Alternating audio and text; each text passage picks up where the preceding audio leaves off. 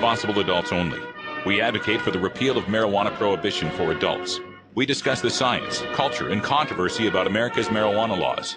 We do not advocate or encourage any illegal activity and advise all listeners to learn their state and federal marijuana laws by visiting normal.org, NORML.org. Opinions and claims made by guests and advertisers of Normal Show Live are their own and do not necessarily reflect the philosophy and policies of Normal. Listener discretion is advised.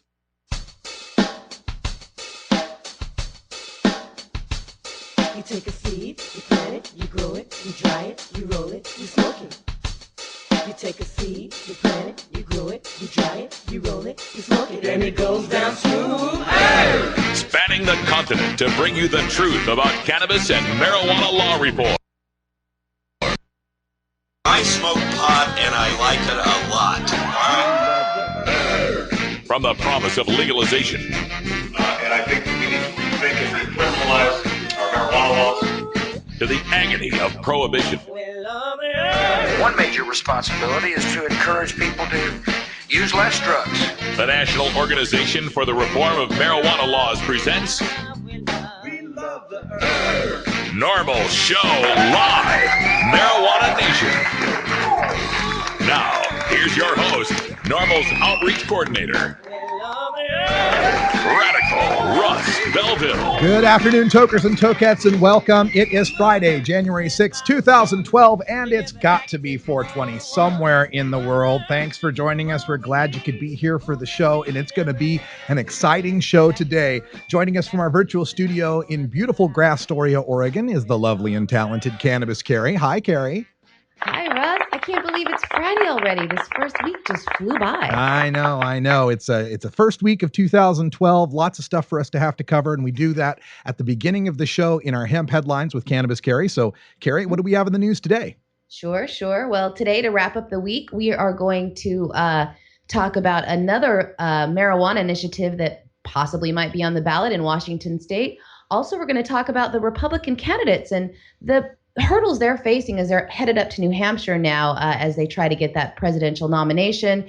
And a study was out this week that shows who the biggest weed consumers are on the globe. You think California could have helped us out with that?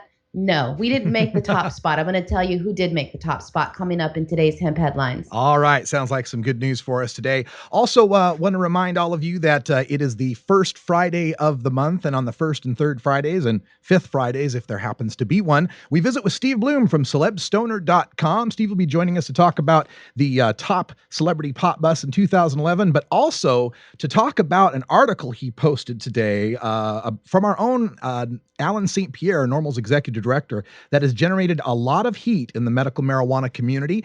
And following Steve Bloom on today's show, we're going to visit with Alan St. Pierre, the Normal executive director, who's going to give us his take on the whole issue. We'll also be taking your calls at 971-533-7111. So if you have an opinion on this, please call in. We welcome all callers. We welcome all opinions.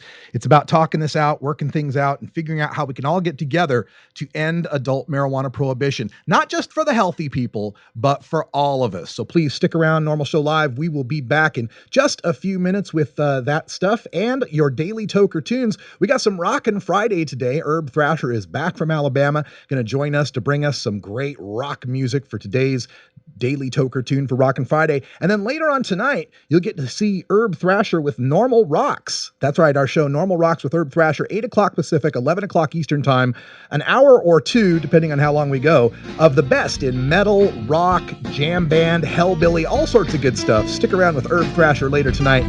I guarantee you'll have fun. Plus, we got all the other shows we'll tell you about later coming up on the Normal Network. You're listening to Normal Show Live, the voice of the marijuana nation. Weedmaps.com. I'm Radical Russ from Normal. In my job as outreach coordinator, I travel every month, and when I'm on the road, I need a fast, accurate way to find the medical marijuana dispensaries in the area. So I turn to Weedmaps.com. Weedmaps.com has the best dispensary locator online or on your mobile device. Search by zip code or let Weedmaps find you, and in seconds you'll have the addresses, phone numbers, and customer service reviews for the medical marijuana dispensaries in the local area. Weedmaps.com also has a section devoted to helping you find a doctor who understands and recommends medical marijuana under your state's law. You can even check prices on the Medical Marijuana Stock Exchange. Coming soon, you'll even be able to find the listings of normal attorneys and chapters, local head shops and grow shops, and the best weed-friendly businesses. Weedmaps.com has the information you need to be an informed cannabis consumer. Visit Weedmaps.com today, a proud sponsor of the Normal Network. Inhaling deeply of the sacred smoke. I smell pot coming from over here and grilled onions from over there. Two of my favorite smells ever. Both those onions and that pot smell really good up here, you know. There is a peaceful solution called a peace revolution. And now let's take back America. Hi, this is Willie Nelson. Like millions of freedom-loving Americans, I'm a marijuana smoker, and I don't think that should be any of the government's business. There's absolutely nothing wrong with the responsible use of marijuana. The next time you light up, take the time to let your elected officials know how you feel. It's time we legalize marijuana and stop treating marijuana smokers like criminals. For more information on how you can help legalize marijuana, please contact NORML at NORML.org. Yo, what's up? This is Miles from Slightly Stupid. You're listening to Normal Show Live. Hi, I'm Radical Russ. One of the best things about marijuana is the wonderful aroma. But when you travel a lot like I do, that aroma becomes a suspicious smell. That's why I endorse stealth-products.com, the leaders in smell-proof containers. From smell-proof vacuum bags to smell-proof backpacks and duffel bags, all the way to smell-proof digital safes, stealth-products.com has you covered. Stealth-products.com brings you safe, secure, odorless layers of protection with activated carbon fiber. Backpacks and duffel bags are simple black so as not to attract attention with a logo or flashy design. Now, nothing is perfectly odor controlled from the detection of drug dogs, but with proper vigilance, containers from stealth-products.com will help you avoid nosy humans. You're now listening to Illit Beats. Stealth-products.com. Stealth-products.com.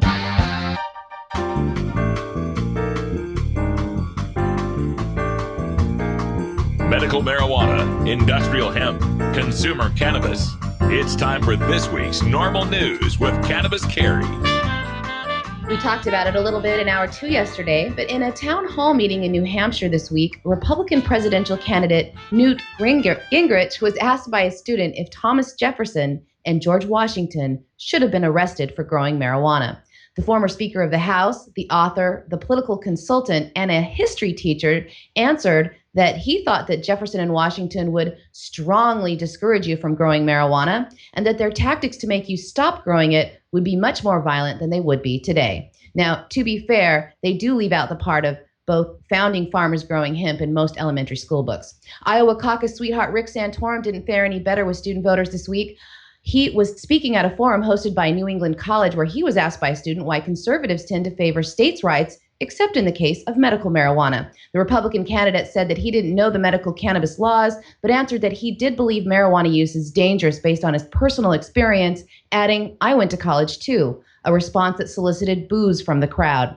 And the leader of the race, top contender and Iowa caucus winner Mitt Romney, was asked by a student from SSDP, the Students for a Sensible Drug Policy, after an event in New Hampshire, what his views were on industrialized hemp.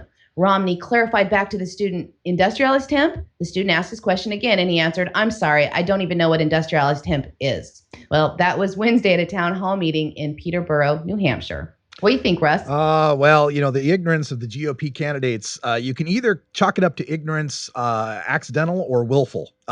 In a lot of cases, I think it's willful ignorance, especially if we're talking about Newt Gingrich, who has his own personal experience with marijuana use, as does Rick Santorum, who admitted that he used marijuana as a college kid.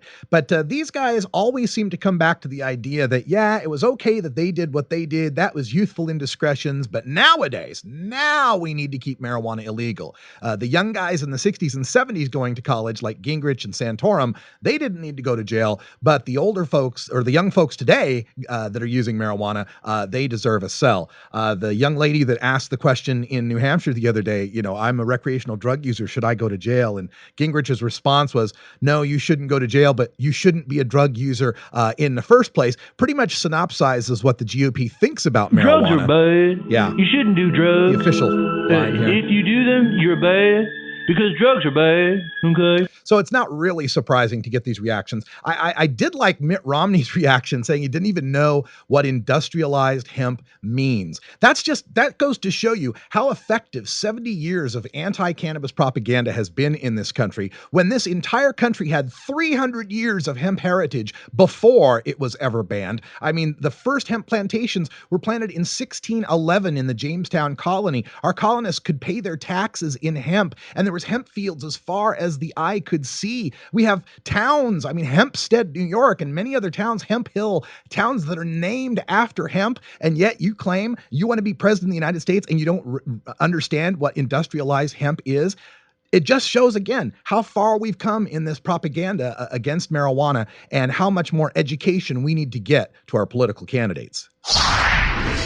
A study was published today by a British medical journal that looked at global trends of illegal drugs and the effect on the public health. The prestigious journal, The Lancet, had findings that point to Australia and the neighboring country of New Zealand as the countries that use more marijuana and amphetamines than the rest of the world per capita. The study also showed that marijuana and amphetamine use is rapidly growing around the world. The study showed that as much as 15% of the population down under that are between the ages of 16 and 65 had used marijuana in 2009, the last year that all the data was available for them to use in the study. For comparison, that same study found that North Americans' use was at about 11%. The lowest use would be the birthplace of cannabis, the place where it is indigenous, Asia. Asia had the lowest marijuana use reported at 2.5%, but the study does caution that obtaining data in some of these regions of less developed countries was difficult and may attribute to the very low reported usage rates. Now, one of the study's authors, Wayne Hall of the University of Queensland, said that Australia's marijuana usage rates have actually been steadily declining in the last decade. But Hall says that the availability of marijuana in rural areas of Australia and New Zealand make it difficult to police, and culturally, the acceptance of using intoxicants in general are more accepted in those countries and even at the center of all the social life down under. The Global data found that marijuana was by far the world's most consumed illicit drug, estimated at anywhere from 125 million users to 203 million users of marijuana worldwide. That far outpaces other illicit substances. The second on the list of most used illicit substances were amphetamines, used by an estimated 14 million to 56 million, and then cocaine that has an estimated usage of 12 million to 21 million users. But even with widespread usage of illicit drugs by power users, Australians, only 1% of the deaths there can be attributed to illegal drugs.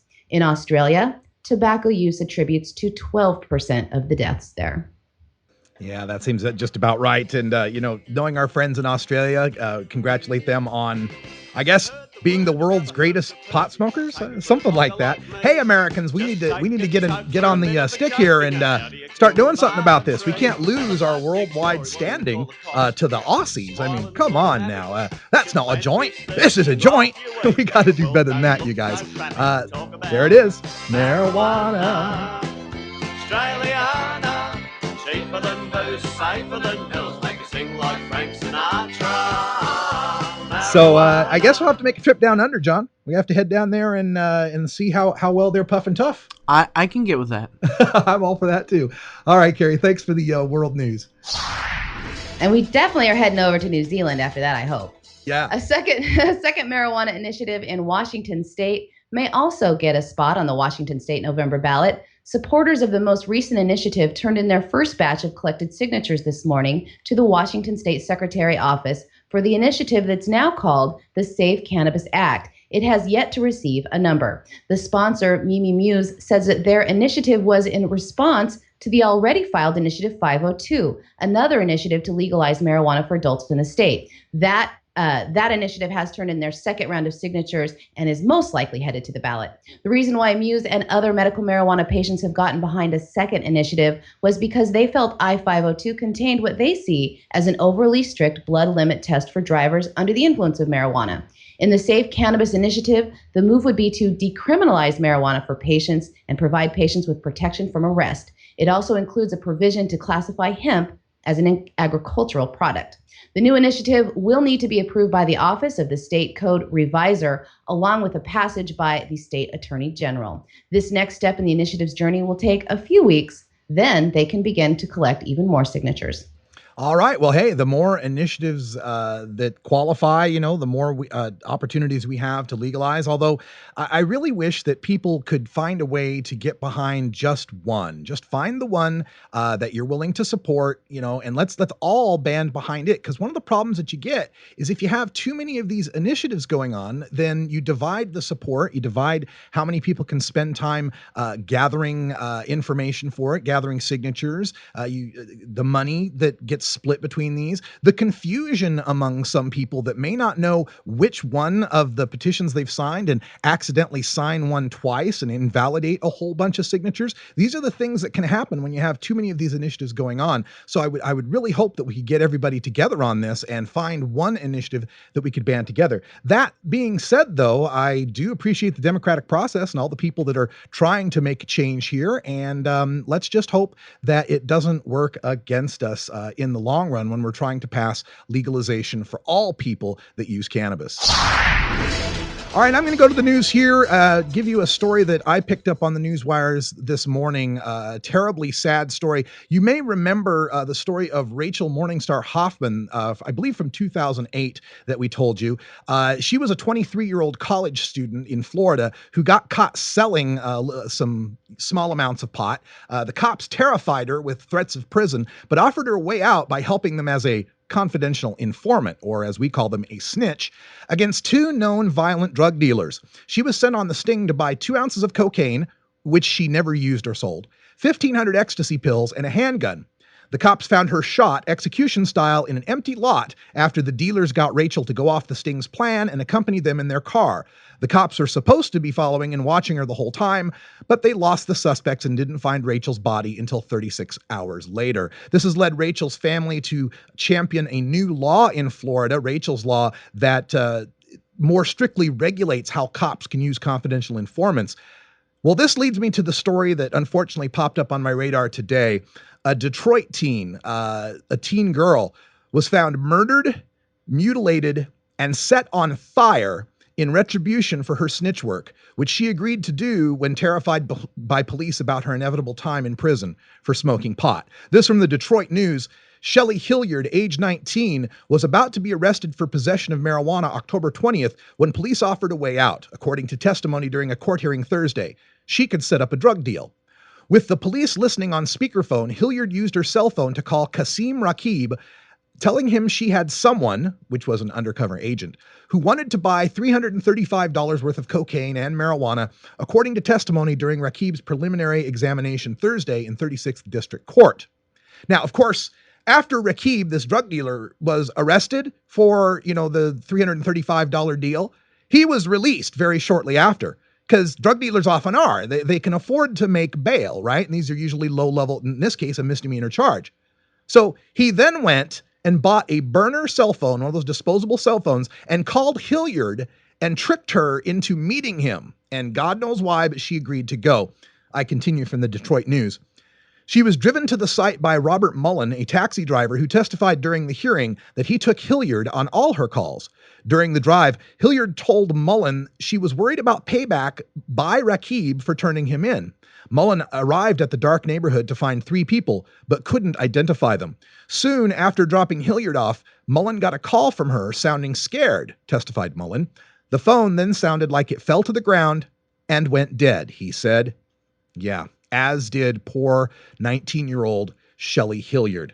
Prohibitionists, you got to ask yourself, if you are continuing to support the criminalization of marijuana and the locking up and arresting of people for its use, then you are a person who is supporting these kind of outcomes. These kind of outcomes are inevitable in this snitch-based, confidential informant, corrupt drug war law enforcement paradigm that we have set up. How many more young women have to die? How many more young men have to die? How many more people have to be drafted into doing the police's work for them, for which they are not trained, they are not capable, and they are not educated to be able to handle that situation. Is it really so important that we got Kasim Rakib to go to buy $335 worth of cocaine and marijuana that a young woman should be mutilated, burned, and murdered over it?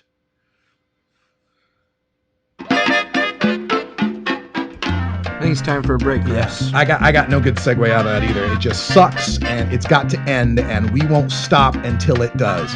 We're right back with Herb Thrasher after this. It's 20 after the hour, and we have to take a short break, if you know what I mean. Please support these sponsors who support Normal Show Live. Oh, have you ever met that funny reefer man? A reefer man. Have you ever met that funny reefer man? A reefer man. If he said he swam to China, he would send you South Carolina. Then you know you're talking to that reefer man.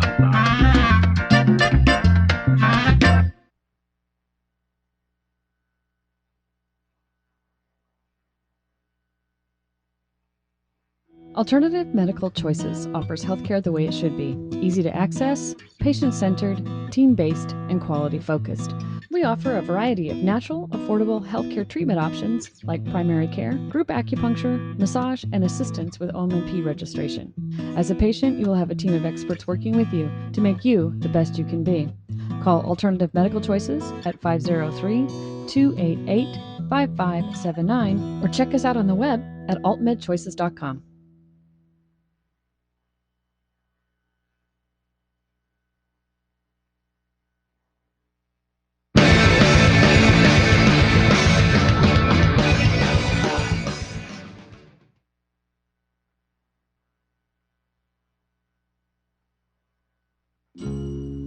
Georgia. Hi, this is Willie Nelson, and I need your help. Our marijuana laws are terribly unfair, and they make criminals out of law-abiding citizens. Nearly 2,000 Americans are arrested every day on marijuana charges, and we are unfairly destroying the lives and careers of hundreds of thousands of people simply because they smoke marijuana. These are not criminals. They are average citizens like you, good neighbors who work hard, raise families, pay taxes, and contribute to their communities. And it's time we stopped arresting responsible marijuana smokers. We need your help to end marijuana prohibition once and for all. It's the fair thing to do. For more information, contact NORML, the National Organization for the Reform of Marijuana Laws. Call toll-free 888-67-NORML or visit their website at norml.org.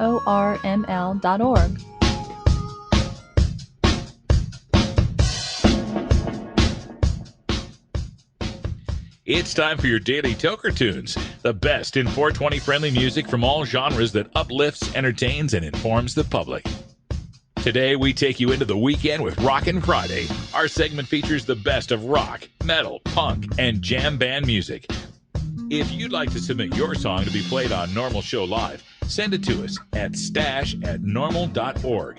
Now here's some more great independent marijuana music for today's Daily Toker. All right, he's back from the great American South. He's made of metal, and he's here to bring the rock to the normal masses. It's Herb Thrasher. How you doing, Herb? I'm doing great, dude. Glad to be back. Glad to be in this new year of 2012. Yeah. We're it's starting out to be a pretty good one. And of course, tonight at 11 o'clock Eastern, we got another edition of Normal Rocks with Herb Thrasher. What are some of the groups we're going to hear from tonight? Yeah, we're excited, man, to get this thing going. We've kind of been waiting to 2012 so we can kind of really start to figure this show out. And tonight's the first episode of the year, and we're going to have some local new music from Hellbilly Band, Johnny Outlaw. Real excited to play him. I've been talking to him, and we're going to have them on the show soon, but we have a couple of songs, and going to play some Down and some Cannabis Corpse. There's an event going on out in the East Coast for Corey Smoot, who was formerly of Guar, and going to mention that, and just some upcoming things we're going to do this year, and have a good time with you, talk about some football and some sports, too. Oh, I have a few things to talk about the Orange Bowl and and the Fiesta Bowl and some others. So, yeah, we'll definitely get into that. Let's get into the rock for today, though. You got another great band for us. Tell us all about it. Let's do, man. Monstro will take you on a trip of highs. Their self-titled debut album for Vagrant Records twists and turns through a psychedelic hard rock haze that's as hypnotic as it is heavy. They wanted to end up with a sound that reminded them of their heroes with blatant intimidation. What they arrived with was much bigger. The quartet conjured a style that draws upon everything from 60s psychedelica to stoner rock to heavy metal. Formed in 2009 in Atlanta, Monstro is a brainchild of bassist Kyle Sanders, drummer Bevan Davies, guitarist Juan Montoya, and guitarist singer Carlos Suarez. Two of those guys, the drummer and bassist, were formerly of Blood Simple, and we've actually had a couple of their songs on Normal Rocks before. I think in week 1 or week 2, we played a couple songs of them. So they've come full circle into another band. But if you like monster dueling guitars, clean surging vocals, and pounding drums, then you'll see why Anchors Up off their self-titled album is a must-listen. But just because it's 2012 doesn't mean you can't go back and listen to some of the music out of the last couple of years. So go back and check these guys out. Monstro, you can check them out on their website, monstroband.com. They have a Facebook page and a MySpace. So check them out, turn them up, guys, and check out Normal Rocks. We'll see you guys tonight, and keep rocking. Stay safe. All right, keep on rocking. This is Monstro with Anchors Up on your Normal Daily Toker Tunes.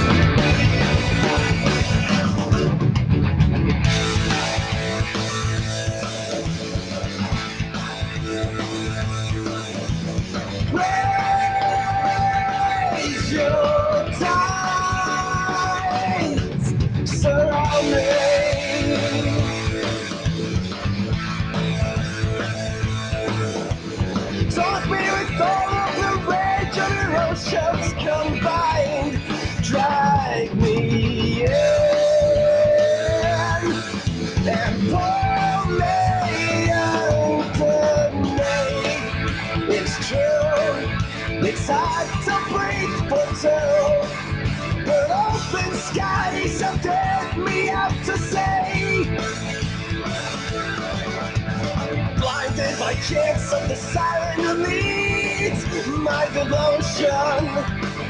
I've drawn my sails, I'll chase your melody.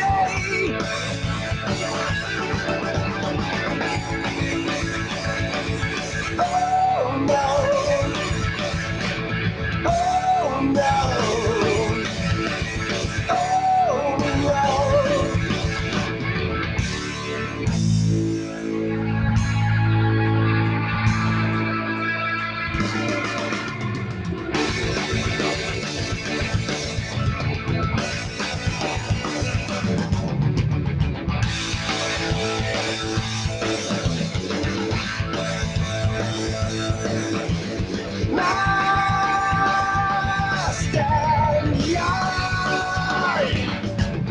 Propel me.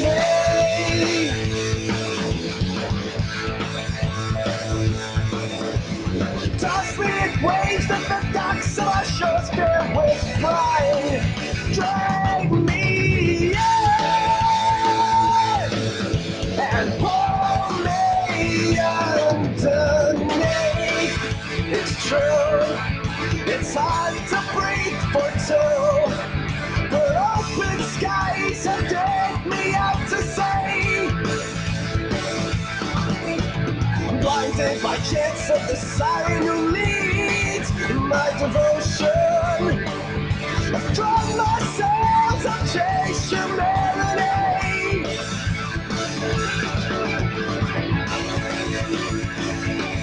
Oh no, oh no, oh no.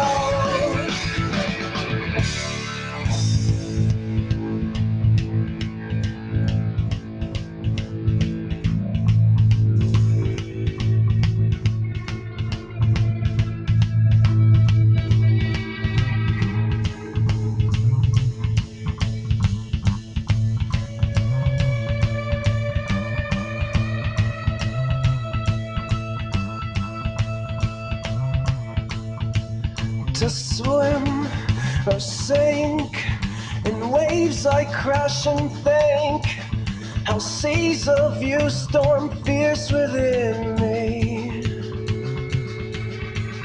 I'm set to sail. I've braced my crew for hell.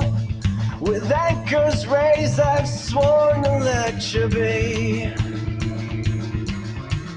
To swim or sink in waves I crash and think how seas of you stone face within me. I'm set to sail, like braced my crew for hell. With anchors raised, I've sworn to let you be.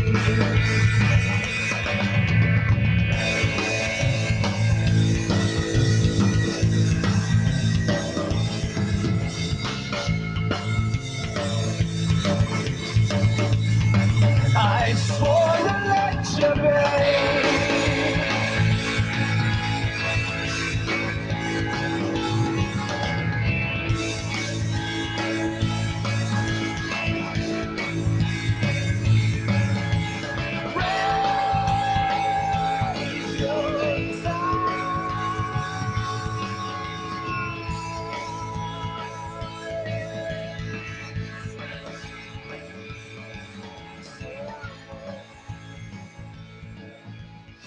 What makes something funny? How does humor impact health and psychological well-being? How can you incorporate humor into everyday life? A concise, reader-friendly introduction to an important but often underappreciated topic in modern psychology, Humor 101 explains the role of comedy, jokes, and wit in the sciences and discusses why they are so important to understand.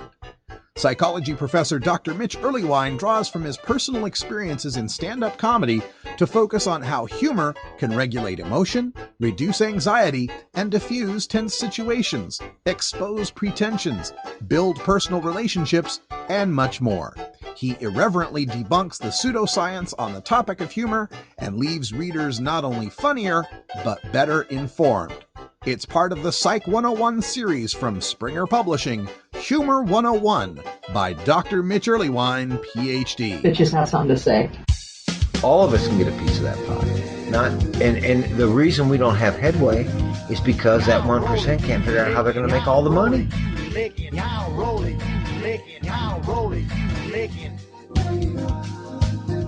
Bitches have something to say. Your Sunday morning and Wednesday evening pot and politics, immediately following Danny Danko's Free Weed here on The Libra Lounge. Everyone move. When it gets to talk nice. Marijuana culture is infused throughout America and the world. As we round out the week, we take a look at the 420 phenomenon in movies, TV, music, and sports with former High Times editor and author of Pot Culture, Steve Bloom, in our celebstoner.com entertainment news. All right, we're going back out to New York, and Happy New Year to Steve Bloom. How you doing, Steve? Hey, thank you. You too, Russ. How are you? Doing really good. It's been a busy week. We've redone the whole studio and fixed a few things, so excuse us if some of the audio levels are still getting tweaked here, but we're glad to have you here. Yeah, it's nice to be on at this late hour in New York. Yeah. I'm glad you could make it too, and we're trying to expand the lineup here so more people out there on the East Coast are off work and able to listen to the show. So thanks for accommodating that. We appreciate it. For today, I had a whole different slate of things to talk about, but this morning a post on Celeb Stoner kind of riled up the whole community. So I thought that's something we should talk about. To set the table, though, I want to make sure everybody knows what we're talking about. So today there was a post on Celeb Stoner that came out through Twitter with the Twitter handle, Alan St. Pierre calls medical cannabis industry a farce and a sham. And let me read the post for you real quick here. This was Alan St. Pierre writing. Defending the medical cannabis industry is so yesterday. Why not acknowledge the political and legal farce it is and focus on the real problem at hand, ending cannabis prohibition? The law and court precedents are fairly clear here. Self-preservation, yes. Large-scale cultivation and sales, no. It's just this simple. The numerous actions by the feds and state governments over the last few months make this abundantly clear. And then he lists out, ATF memo, bank crackdown, IRS 280E, and so on. And basically the post goes on to say that advocacy for medical cannabis today would be like advocating for medical alcohol in the 1920s. Prescription alcohol was a sham then, and so forth. And this has brought up a lot of hurt feelings, a lot of controversy in the community. So, Steve, I wanted to start with the post itself because I know the genesis of this. It was part of a private email on a private listserv going out just to normal lawyers back in October. How did it end up on Celeb Stoner in January? Well, I really wasn't familiar with the private listserv, comments that were going on until until we posted this, a couple of things about Harborside Health Center, Steve D'Angelo's opinion that he's opposed to legalizing marijuana for recreational use, and then his lengthy explanation as to why he thinks that marijuana should be for wellness purposes and not for recreational use. And so with all that stuff, bouncing around the web and Celeb Stoner at the end of the year, I received an email from Warren Edson, who formerly was, a big player for NORML in Denver and Colorado. And he was the one who let me know about this. I had heard that there was a conflict going on between Colorado and National NORML over medical marijuana, but I wasn't that familiar with the details of it. So Warren sent me the listserv comment that a reply that Alan St. Pierre, the ex-executive director of NORML, had sent, and it was read by a lot of people on listserv, and it was so inflammatory to some people, such as the Edsons, Warren and his wife Georgia. They took such issue with it that they broke away from NORML, or they stopped their association with NORML. So I just read it all, and I thought it was, fairly controversial. It was something I wanted to get around to posting at Celeb Stoner and seeing what people think. But out of respect to Alan, I wasn't just going to run it just as is. I did send it to Alan, and I said to him, "What do you think about me posting this at Celeb Stoner?" And he gave me the go-ahead. And he gave it to me a few days ago, but I didn't really get around to it till now. And I just wanted to really make sure that Alan wanted to go public with this, and he does. So the main point here is that Alan feels, and NORML in general, and by the way, you've written about this at length in the past, and I have followed that up with a piece called, at Celeb Stoner, called "Has Medical Marijuana Peaked?" that really was based on your post of about a month ago or more, bringing up all these questions as to, how successful is the medical marijuana movement at this point, and is it time to maybe back away from the medical legalization efforts and go full bore into taxing and regulating marijuana for all uses. So it turns out, there's a big conflict and a big debate in the marijuana world over this. And I really wanted to put it out there. The Celeb Stoner, it's not necessarily my opinion. Just because Alan says something doesn't mean I agree with it. But I feel, of course, Alan is the leading voice, of the whole legalization movement as the head of NORML. So, when Alan says something, you listen and you want to hear what he has to say. And I've been listening to this argument for a while that medical marijuana is becoming kind of a bit of a joke. It's becoming the butt of a lot of jokes on TV, comics, late night hosts, in movies. It's not a bad joke, but they're always making fun of it. I'm not saying it's the worst thing that Seth Rogen in the movie 50-50, makes a joke when he's asked, "Why do you need medical marijuana?" and he goes with a smirk, "I have night blindness." But it really does lead to the point in the argument that you have to come up with some explanation as to why you need marijuana for medical use in the states where it's legal, especially in Colorado and California, where there are the most dispensaries. So I have really given it some thought, and I do think that there's a bit of a backlash. As we know on a political level and also on a cultural level, it's really opened up some huge doors, medical marijuana, to get more Americans thinking of marijuana in a positive way. And I think it's accomplished that purpose, and I think you think that as well. So maybe it's time to move beyond that. But there's a big debate there because, again, Steve D'Angelo is one of the leaders of the medical marijuana movement, thinks that all use of marijuana is essentially medical, and is used in the purpose of wellness. And when Steve wrote that article that I posted at Celeb Stoner, I kind of felt there was a lot of legitimacy what he had to say. I don't disagree. I just feel like there's a lot to sort of discuss here. And what I'm trying to do with Celeb Stoner is let Celeb Stoner be a place for these discussions and comments to go. Let people, I know a lot of people think, oh, we shouldn't be even airing this because it's fodder for the anti-people, it's fodder for the prohibitionists. I don't really care. I think we need to air this stuff and vet this stuff so that we can get on the same page as much as we can together to move ahead to the next step, whatever that next step is. And, you know, you and Alan have made the point that Prop 19 didn't succeed in California, partially due to the fact that the medical community did not support it. So, you know, how are we going to move ahead with legalization for all purposes if the medical community is not going to be behind us?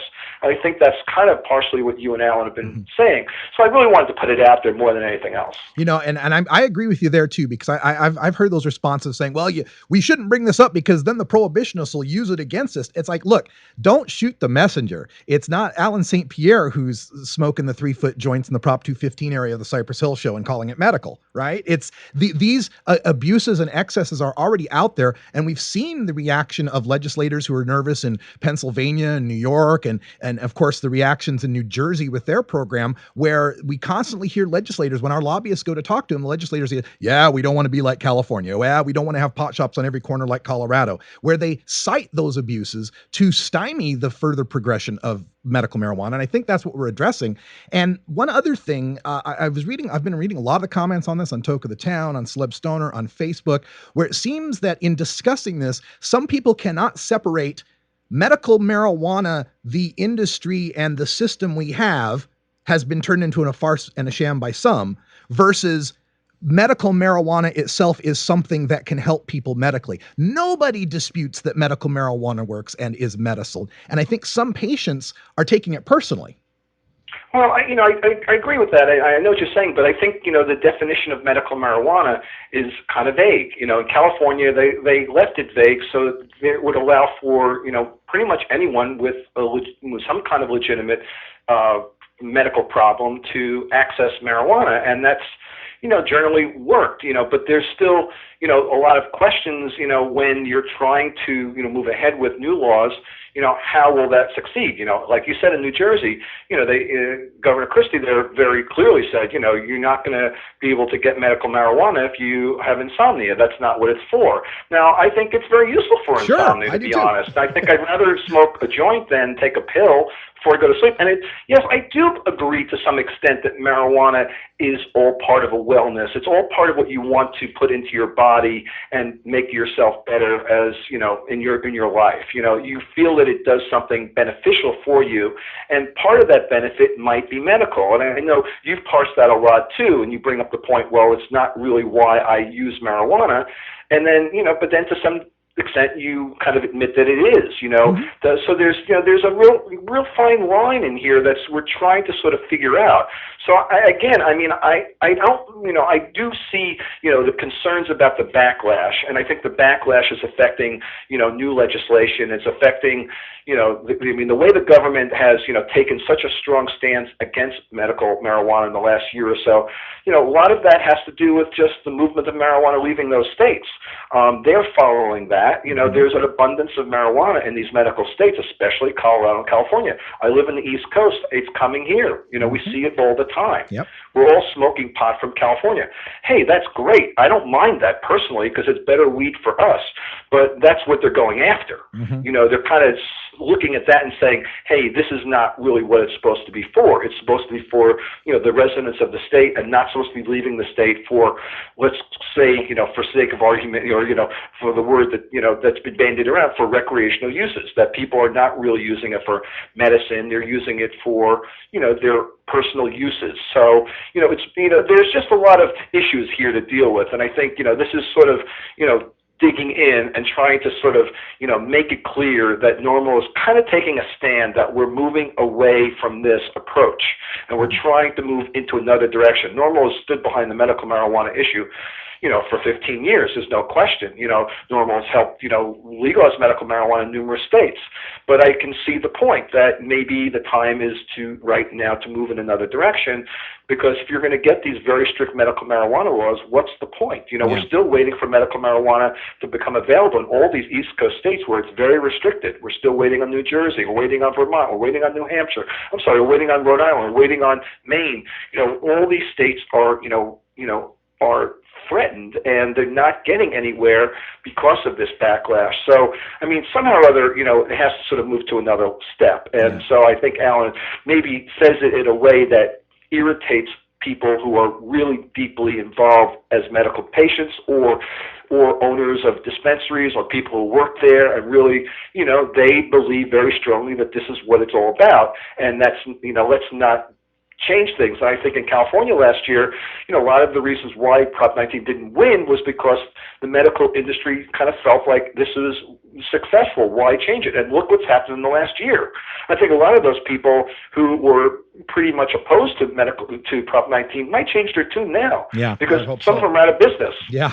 And so, so what do they think now? Yeah. Well, Steve Bloom from celebstoner.com. You can check out the entire article at Celebstoner. There's already 47 comments on it. I'm looking at it right now. It's called Alan St. Pierre on Medical Marijuana, celebstoner.com. And Steve Bloom, thanks for joining us and giving us some light on the subject.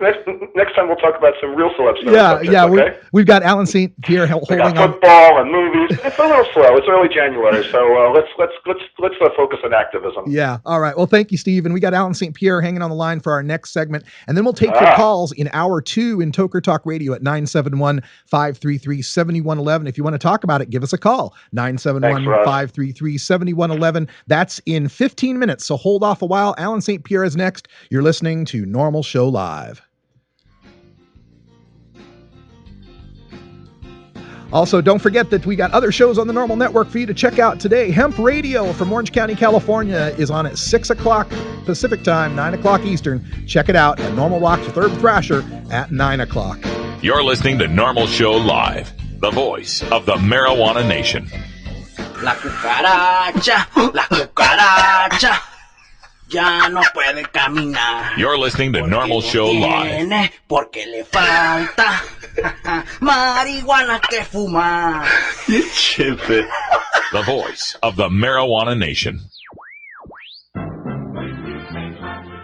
Marijuana and alcohol are the two most popular recreational drugs in America. Marijuana smoking is non-toxic, relatively safe, and has a low risk of dependence. Alcohol drinking is potentially fatal, dangerous to society, and is quite addictive.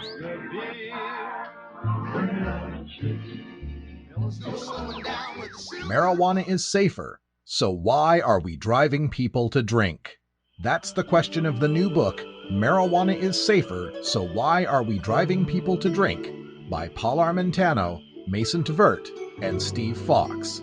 Visit Amazon.com or ChelseaGreen.com today to order your copy of Marijuana is Safer, or visit MarijuanaIsSafer.com. 911, what's the location of your emergency? Let's not get into that yet. I have a question. Is this an emergency, sir? Depends. Well, not really. If it's not an emergency, you don't call 911, sir. Well, I have a legal question. Well, it's not. Is this an emergency? I don't know what that means. Is it life-threatening or an active crime in progress? Crime in progress, possibly. What's going on? I was just growing some marijuana. I was just wondering how much, trouble you can get into for one plant.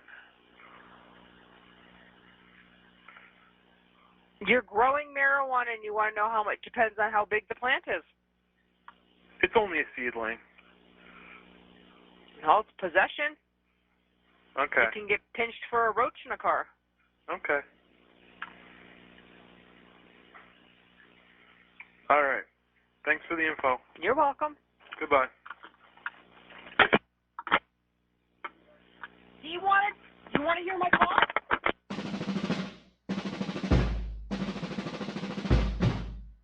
The effects of marijuana prohibition are felt by all Americans in every walk of life, regardless of race, creed, color, religion, social status, wealth, gender, sexual orientation, or even one's use or non-use of marijuana.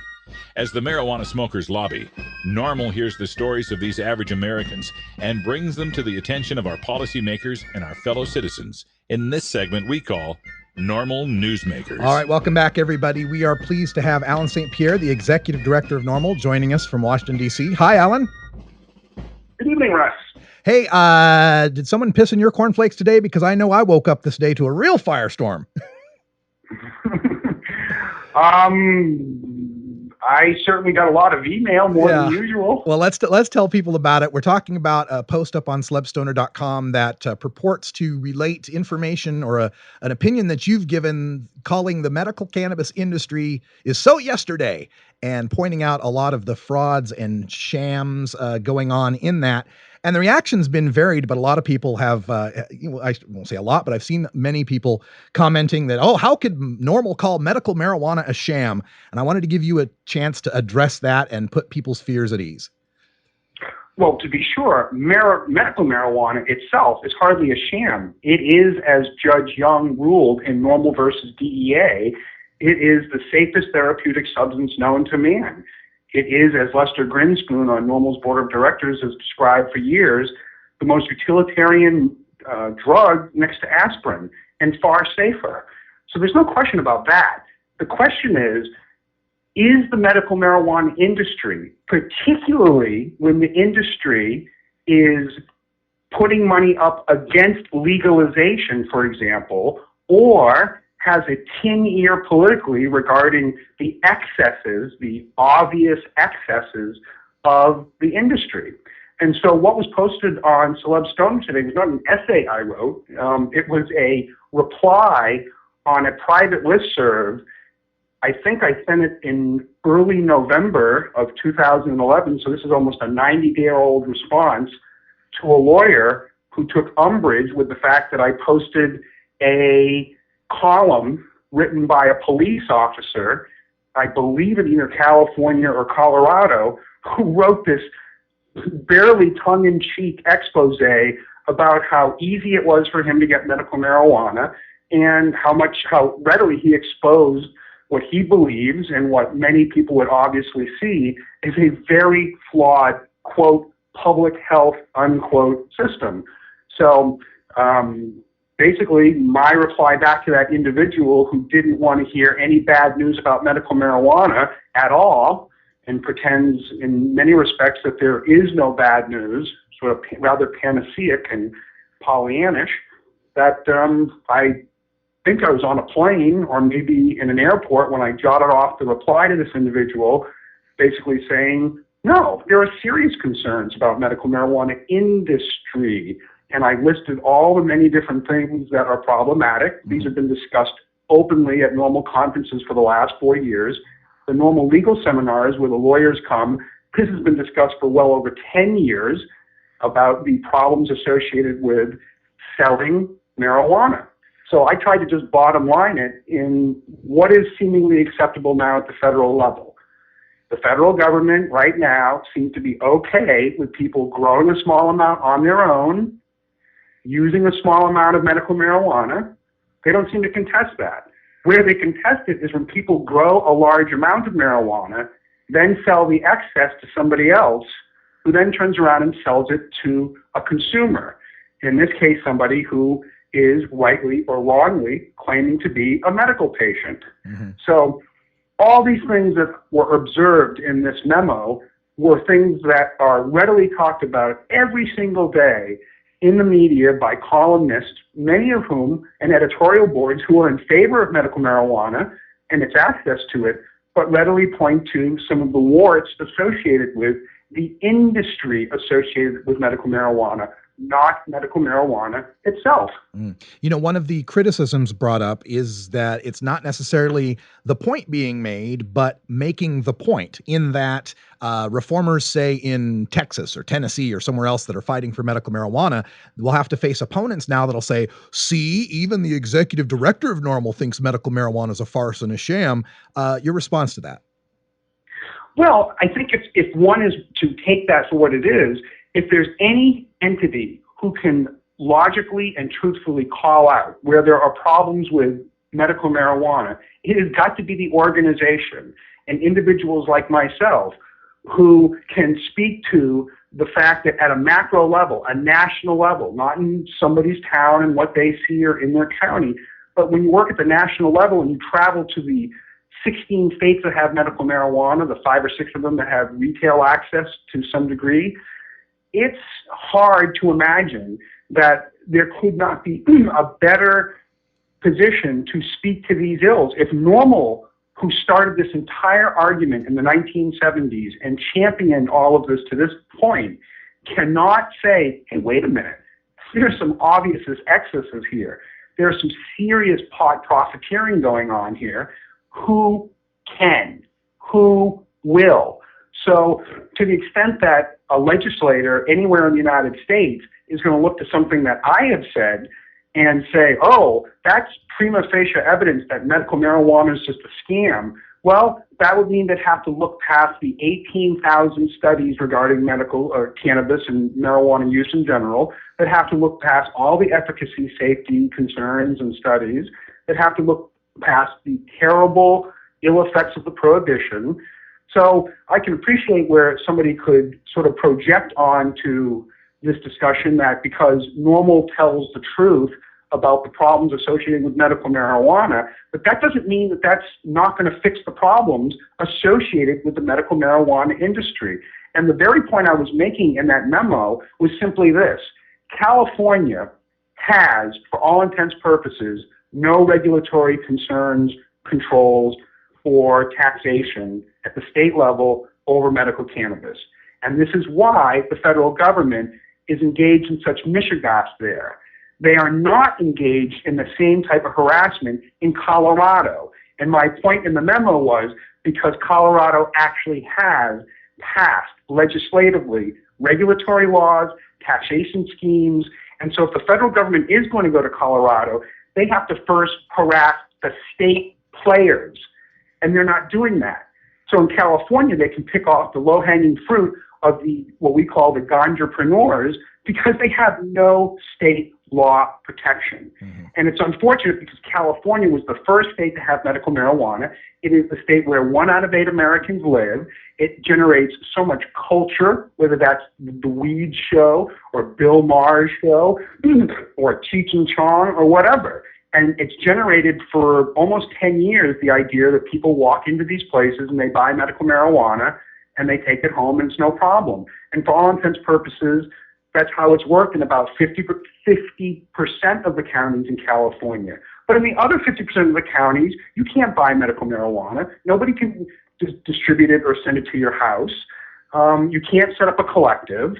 You can't advertise it. So even in California, the land of milk and honey regarding marijuana, 50% of the population doesn't have retail access to it.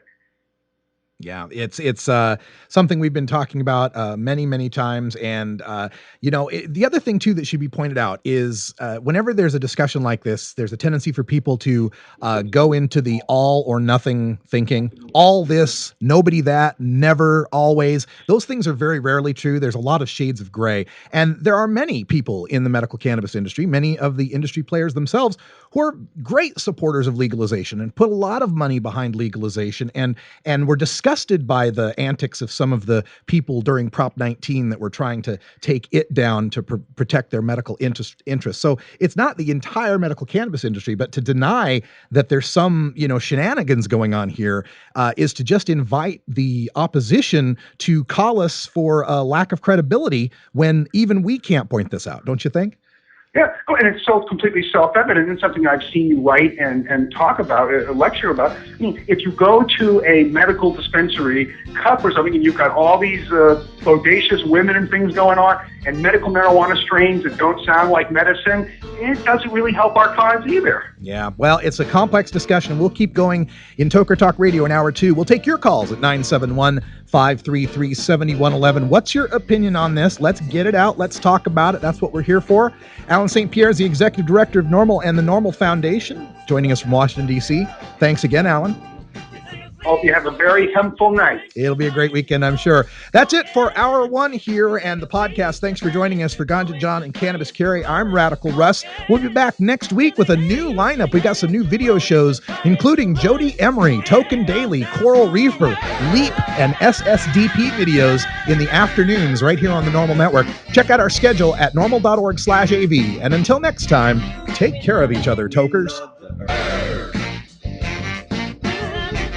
This is Normal Show Live, the voice of the Marijuana Nation. Take it out one more time. You take a seed, you plant it, you grow it, you dry it, you roll it, you smoke it. You take a seed, you plant it, you grow it, you dry it, you roll it, you smoke it. You take a seed, you plant it,